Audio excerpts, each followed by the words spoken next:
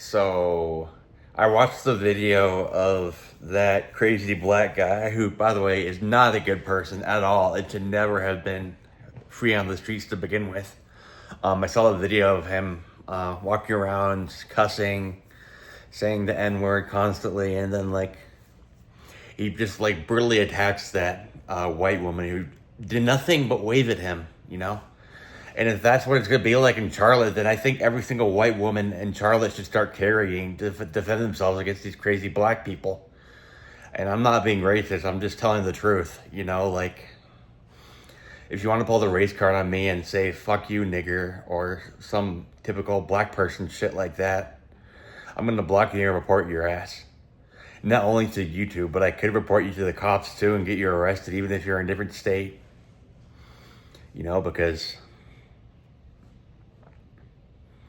people, the cops can get you and arrest you over a comment you make on YouTube as threatening or even you know, makes, or bullying or whatever.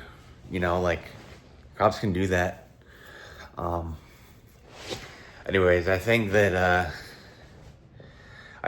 most white women in Charlotte should start carrying, because look at the Irina Zaruchka case, for example. That guy was black and she just cold blood stabbed her. And then this black guy in North Carolina, which is 3 blocks away, who was 3 blocks away from where the train stabbing happened of Irina Zaruchka. This was I don't know when exactly it was, but it was obviously less than a year after the Irina Zaruchka stabbing. So there's definitely a problem with hate crime over in North Carolina and Charlotte.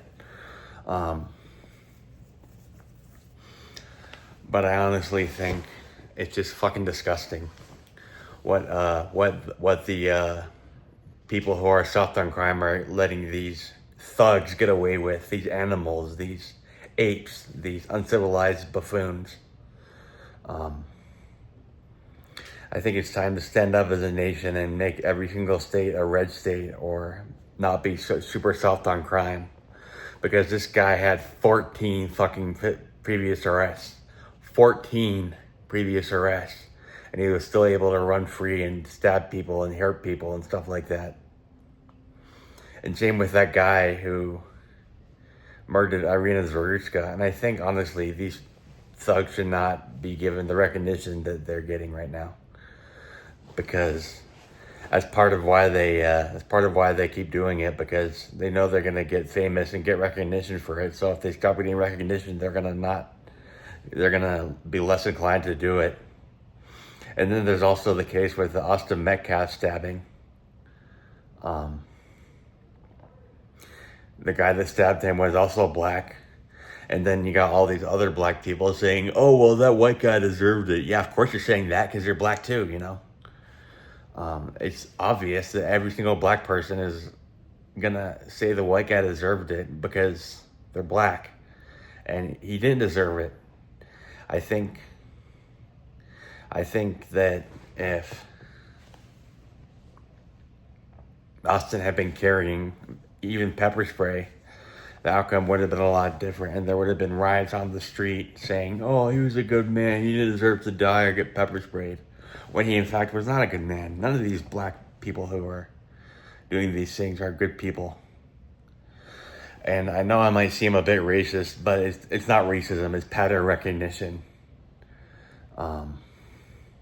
So yeah, those are my 2 cents on all this crime going on, and people being soft on crime, and judges letting dangerous people roam free and stuff like that.